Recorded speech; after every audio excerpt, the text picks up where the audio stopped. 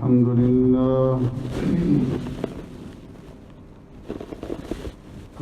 لله نحمده ونستعينه ونستغفره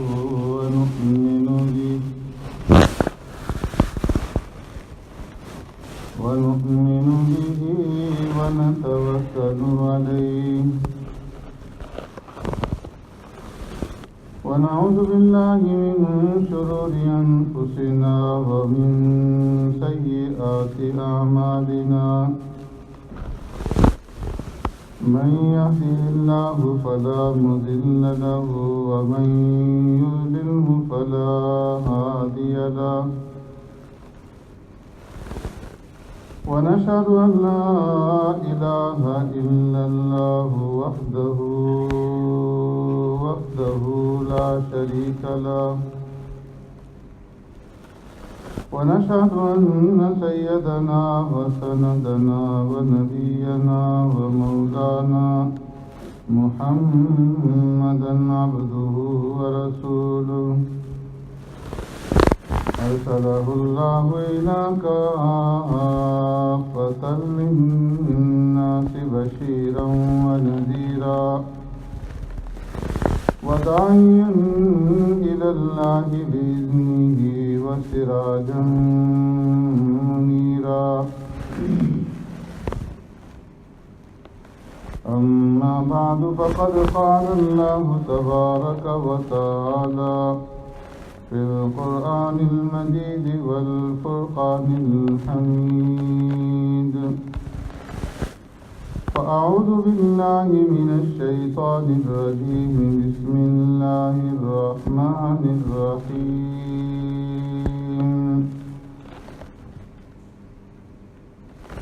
وإذ قال إبراهيم رب أرني كيف تحيي الموتى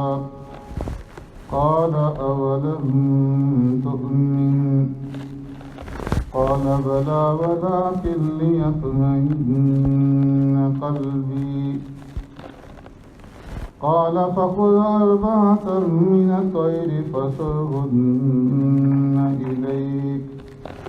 ثم اجعل على كل جبل منهن جزءا ثم ادعوهن يأتينك سعيا واعلم أن الله عزيز حكيم صدق الله مولانا العظيم يا رب صل وسلم دائما أبدا على حبيبك خير الخلق كلهم هو الحبيب الذي ترجى شفاعته لكل هول من الأهوال مقتحم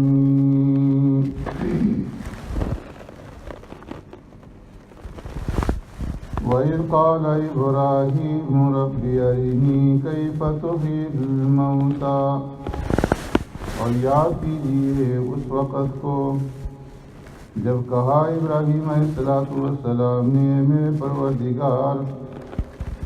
مجھے دکھلا دیجیے کیسے آپ زندہ کرتے ہیں مردوں کو قال اولم تؤمن فرمایا کیا تو یقین نہیں رکھتا قال بلا عرض کیا کیوں نہیں ولیکن لیطمئن قلبی لیکن میں چاہتا ہوں اطمینان قلبی قال فخذ أربعة من الطير فرمایا پس لے لیجئے 4 پرندے فصرهن إليك پھر ہلا لیجئے انہیں مانوس کر لیجئے انہیں اپنے ساتھ ثم جعل على كل جبل منهن جزءا پھر رکھ دیجئے ہر ایک پہاڑ پر ان کے اجزاء بنا کر ثم ادعوهن يأتينك سعيا پھر پکاریے انہیں آئیں گے تیرے پاس دوڑتے ہوئے۔ وَاعْلَمْ أَنَّ اللَّهَ عَزِيزٌ حَكِيمٌ، اور جان لیجیے کہ بے شک اللہ تبارک و تعالی غالب ہے، حکمت والا ہے۔ آمنت باللہ وبآیاتہ،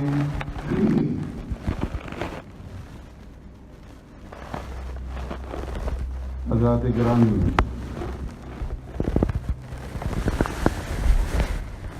اس رکوع کے اندر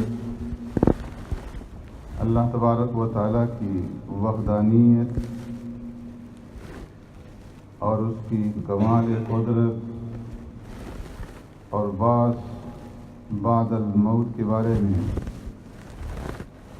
ذکر ہو رہا ہے۔ گزشتہ جمعہ میں حضرت عزیر علیہ السلام کا واقعہ عرض کر دیا گیا تھا، اور اس کے بعد دوسرا واقعہ جو اس آیت کریمہ میں حضرت ابراہیم علیہ السلام کا بیان کیا گیا ہے، اس کا تعلق بھی بعد الموت، مرنے کے بعد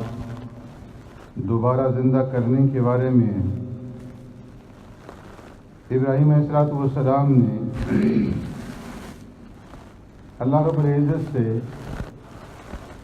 اس بات کا سوال کیا کہ ربی ارنی کیف تحیی الموتى، اے میرے پروردگار آپ مجھے دکھلا دیجئے کہ آپ مردوں کو کس طرح سے زندہ کرتے ہیں۔ ابراہیم علیہ السلام کے دل میں یہ جو سوال پیدا ہوا، اس کا پس منظر کیا بنا، اس کے بارے میں بھی میں نے دو باتیں عرض کر دی تھی کہ ایک تو ابراہیم علیہ السلام نے جب نمرود کے ساتھ مناظرہ کیا اور اس مناظرے کے اندر اپنے رب کی وحدانیت کی دلیل دیتے ہوئے یہ کہا کہ ربی الذی یحیی و یمیت، کہ میرا رب وہ ہے کہ جو زندہ کرتا ہے اور موت دیتا ہے۔ اب ابراہیم علیہ السلام کے دل کے اندر یہ بات پیدا ہوئی، تمنا پیدا ہوئی کہ میں اس کا مشاہدہ بھی کر لوں اور آنکھوں سے دیکھ لوں کہ اللہ کس طریقے سے مرنے کے بعد دوبارہ زندگی دیتا ہے۔ دوسری وجہ کہ جب اللہ نے ابراہیم علیہ السلام کو اپنا خلیل بنایا تو ملک الموت بشارت دینے کے لیے ابراہیم علیہ السلام کے پاس آئے۔ ابراہیم علیہ السلام نے ملک الموت سے پوچھا کہ مجھے کیسے معلوم ہوگا کہ اللہ نے مجھے اپنا خلیل بنا لیا ہے؟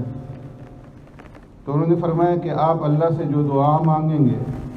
اللہ آپ کی دعا کو قبول فرمائیں گے، اور اگر آپ مردوں کو زندہ کرنے کے بارے میں دعا کریں گے تو اللہ رب العزت اس کو بھی قبول فرمائیں گے۔ تو ملک الموت کے جانے کے بعد ابراہیم علیہ السلام نے اللہ سے درخواست کی رب ارنی کیف تحیی الموتى، کہ میرے پروردگار مجھے بتا دیجیے کہ آپ مردوں کو کس طرح سے زندہ فرماتے ہیں۔ اللہ نے فرمایا کہ اولم تؤمن، اے ابراہیم کیا تمہیں اس بات کا یقین نہیں ہے؟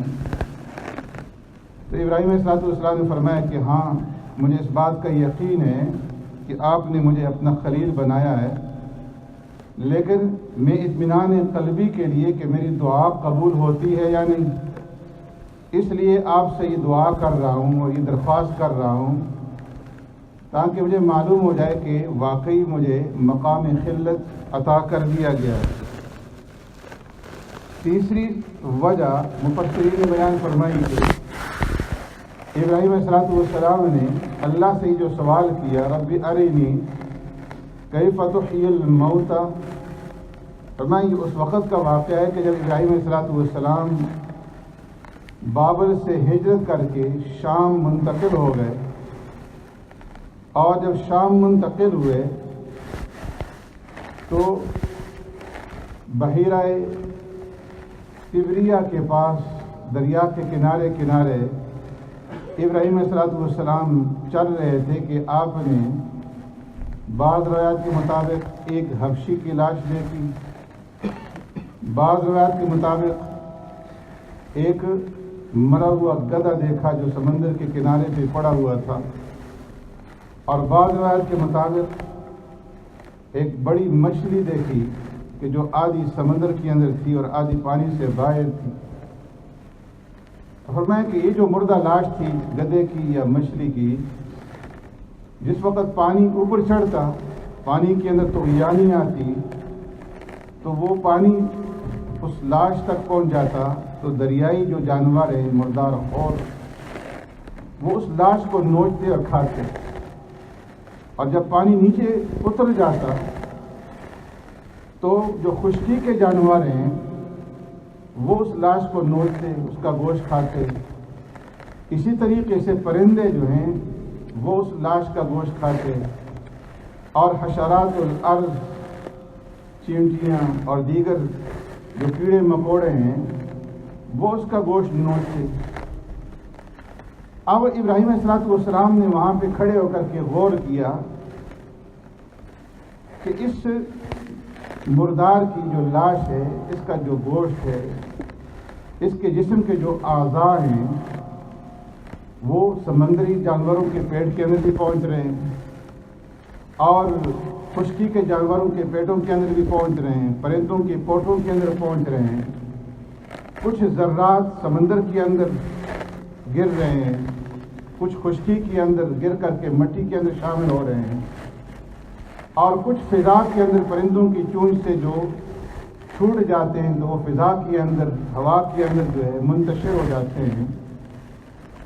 تو سوال کیا کہ رب ارینی کیف تحیی الموت،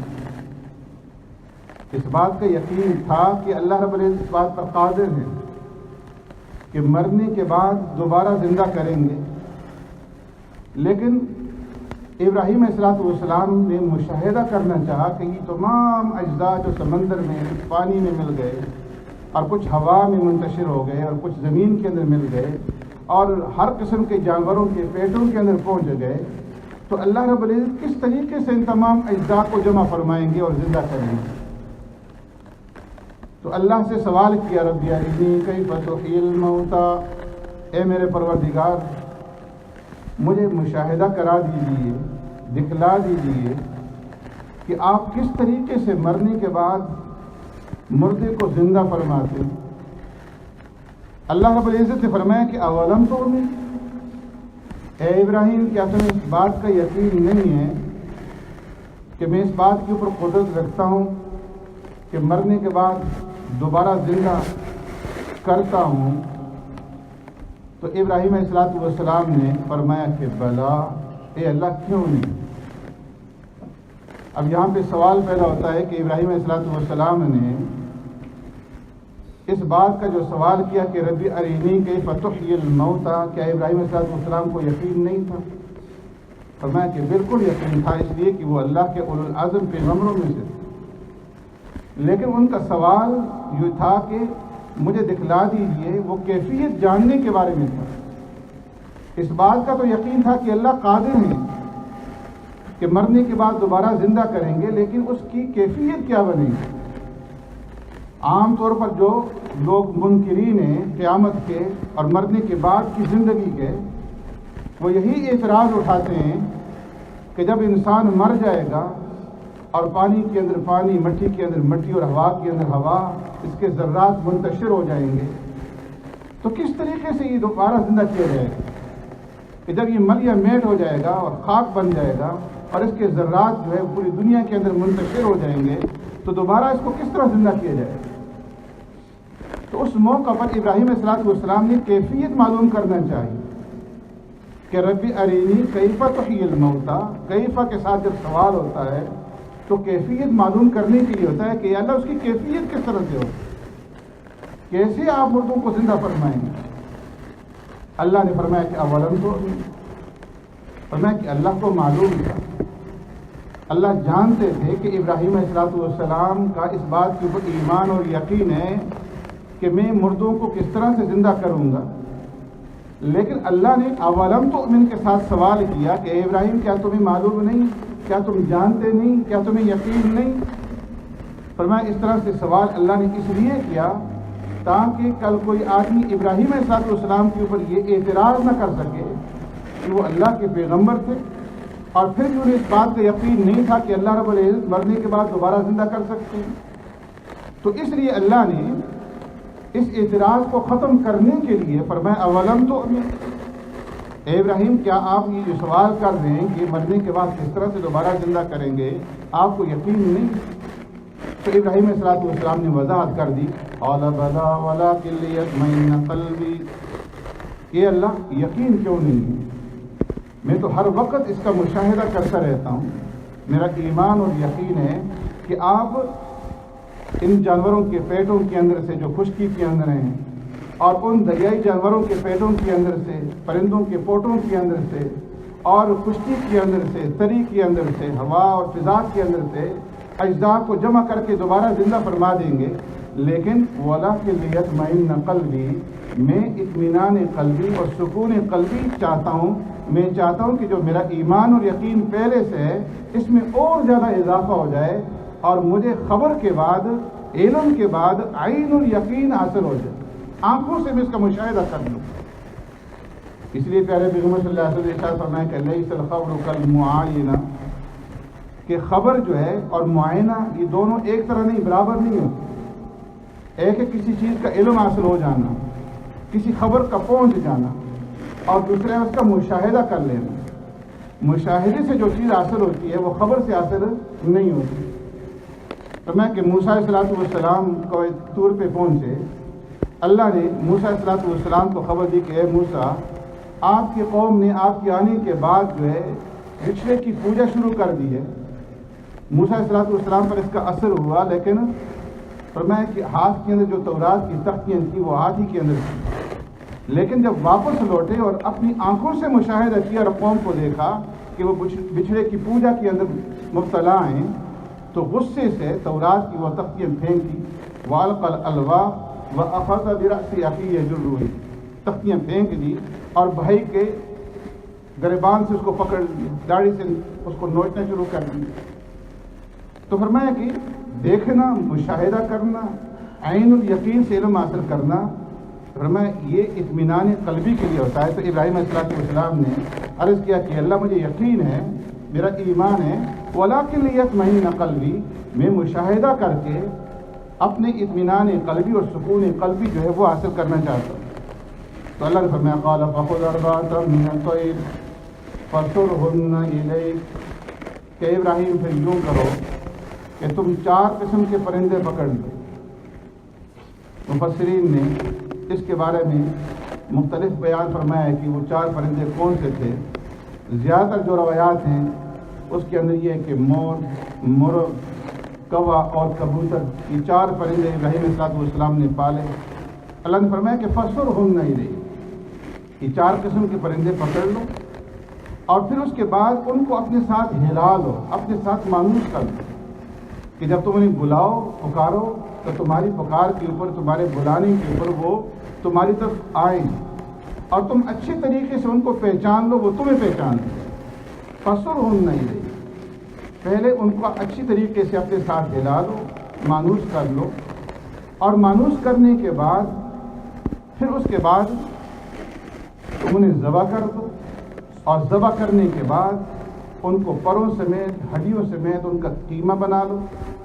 اور قیمہ بنانے کے بعد ثُمَّ اجْعَلْ عَلَىٰ كُلِّ جَبَلٍ مِّنْهُنَّ جُزْءً، ان 4 کا جو قیمہ ہے اس کو تقسیم کر کے مختلف پہاڑوں کے اوپر تھوڑا تھوڑا کر کے رکھ دو۔ بعض روایت کے اندر آتا ہے کہ 4 پہاڑوں کے اوپر ابراہیم علیہ السلام نے ان 4 پرندوں کا قیمہ بنا کر کے رکھا۔ بعض روایت سے معلوم ہوتا ہے کہ 7 پہاڑوں کے اوپر 7 حصے بنا کر کے ابراہیم علیہ السلام نے ان پرندوں کا قیمہ بنا کر کے رکھا، اور فرمایا کہ ثُمَّ اجْعَلْ عَلَىٰ كُلِّ جَبَلٍ مِّنْهُنَّ جُزْءًا ثُمَّ ادْعُوهُنَّ يَأْتِينَكَ سَعْيًا، اس طریقے سے تم خیمہ بنا کر کے مختلف پہاڑوں کے اوپر رکھنے کے بعد پھر ان میں سے ایک ایک پرندہ کا نام لے کر کے انہیں اپنی طرف بلاؤ۔ روایات کے اندر آتا ہے کہ ابراہیم علیہ السلام نے ان کی اجزاء کا خیمہ بنانے کے بعد مختلف پہاڑوں پہ رکھا اور ان کی جو سر تھے وہ سر اپنے پاس ہی رکھے، اور پھر اس کے بعد ایک ایک پرندے کو آواز دی، اور جو ہی ابراہیم علیہ السلام آواز دیتے ہر ایک پہاڑ کے اوپر سے، ہر ایک ٹیلے کے اوپر سے خون اٹھ کر کے خون کے ساتھ ملتا، گوشت گوشت کے ساتھ، ہڈیاں ہڈیوں کے ساتھ، پر پروں کے ساتھ، اور اس طریقے سے وہ پرندہ مکمل ہو کر کے ابراہیم علیہ السلام کی طرف بڑھتا، اور ابراہیم علیہ السلام اس کا سر جو ہے آگے کرتے اس کے ساتھ جڑ جاتا اور زندہ ہو جاتا۔ اور فرمایا کہ اگر کسی اور پرندے کے سر کو آگے کیا جاتا تو اسے قبول نہیں کرتا۔ اس طریقے سے اللہ رب العزت نے اپنی قدرت دلا دی کہ تم ادعوہن یأتینک سعیا، آپ اس طریقے سے بلائیں گے تو وہ آپ کے پاس دوڑتے ہوئے آئیں گے، اور اللہ رب العزت نے اس طرح چاروں پرندوں کو زندہ کر دی، اور یہ بات بتا دی کہ وَعْلَمْ أَنَّ اللَّهَ عَزِيزٌ حَكِيمٌ، کہ اللہ رب العزت اسی طریقے سے قادر ہے مردوں کو زندہ کرنے کے اوپر۔ فرمایا کہ اللہ رب العزت دنیا کے اندر بھی بسا اوقات معجزے کے طور پر اپنے خاص بندوں کے ہاتھوں سے یہ دکھلا دیتے ہیں، اور دنیا کے اندر مردوں کو زندہ کر کے دکھلا دیتے ہیں، جس طرح پہلے بھی گزر چکا سورہ بقرہ کے اندر کہ جس وقت بنی اسرائیل کو موسیٰ علیہ السلام اپنے ساتھ لے کر کوہ طور پہ گئے، اور وہاں پر اللہ رب العزت سے تجلی ہوئی، کلام ہوا، تو بنی اسرائیل نے انکار کر دیا اور کہنے لگے کہ اے موسیٰ، ہم تو اس وقت تک ایمان نہیں لائیں گے جب تک کہ ارنا اللہ جہرتاً، ہم اپنی آنکھوں سے اللہ کو دیکھ نہ لیں۔ فأخذتهم الصاعقة وأنتم تنظرون، اللہ نے بجلی بھیجی، وہیں پر ان کا خاتمہ کر دی۔ پھر موسیٰ علیہ السلام کی دعا سے اللہ نے ان کو زندہ کیا۔ اسی طریقے سے پہلا واقعہ گزر چکا، الم تر الذین خرجوا من دیارہم وهم ملوک حذر الموت، کہ جو ہزاروں آدمی تعاون کے ڈر سے یا جہاد کے ڈر سے گھروں سے نکلے تھے، اور اللہ رب العزت نے ایک وادی کے اندر ان کو موت دینے کے بعد حزقیل علیہ السلام کی دعا سے دوبارہ انہیں زندہ کر دی۔ پھر اسی طریقے سے عزیر علیہ السلام کا واقعہ کہ کس طریقے سے اللہ نے 100 سال تک انہیں موت دی اور پھر زندہ کر دی۔ اصحاب کہف کا واقعہ، اسی طرح حضرت عیسیٰ علیہ السلام کا معجزہ کہ جب وہ اللہ سے یہ کہتے تھے، کسی مردے کو یہ کہتے تھے کہ قم بإذن اللہ، اللہ کے حکم سے کھڑا ہو جا، تو وہ زندہ ہو کر کے کھڑا ہو جاتا۔ تو فرمایا کہ اللہ رب العزت دنیا کے اندر بھی خرق عادت کے طور پر، معجزے کے طور پر دکھلا دیتے ہیں کہ مرنے کے بعد انسان کو کس طریقے سے زندہ کیا جائے۔ مرزا قادیانی ملعون، جس کی نبوت کا دعویٰ کیا اور پھر مسیحیت کا دعویٰ کیا کہ میں مسیح موعود ہوں، اس نے جب یہ دیکھا کہ عیسیٰ علیہ السلام کا معجزہ تو یہ تھا کہ وہ مرنے کے بعد اللہ نے انہیں یہ طاقت دی تھی کہ یحیی الموتیٰ بإذن اللہ، اللہ کے حکم سے مردوں کو زندہ کر دیتے تھے، اس کے پاس تو وہ طاقت تھی نہیں، جھوٹا تھا۔ تو اس نے تمام معجزات کا انکار کر دیا، اس قسم کے جتنے بھی معجزات تھے کہ جس کے اندر مرنے کے بعد دوبارہ زندہ کرنا ہے، وہ کہنے لگا کہ یہ سرے سے غلط ہے۔ تو فرمایا کہ وَعْلَمْ أَنَّ اللَّهَ عَزِيزٌ حَكِيمٌ، اللہ رب العزت ہر چیز کے اوپر قدرت رکھتے ہیں، اور اگر انسان تھوڑا سا غور و فکر کرے تو فرمایا کہ یہ انسان کے اپنے جسم کے اندر بھی اور باہر کی کائنات کے اندر بھی روزانہ انسان مشاہدہ کرتا ہے کہ انسان جو بچے کی پیدائش ہوتی ہے، اس پیدائش کے اندر پوری سرزمین کے روئے زمین کے اجزاء میں وہ شامل ہیں۔ انسان کی جو غذا ہے اور اس غذا کے اندر پورے روئے زمین کی اثرات جو ہیں وہ شامل ہیں، کہاں سے جو ہے غلہ تیار ہوتا ہے، کہاں سے پانی، کہاں کا سورج، کہاں سے ہوائیں چلتی ہیں، اور یہ ذرات منتشر جو ہیں یہ جمع ہو کر کے روٹی کی شکل میں، نوالے کی شکل میں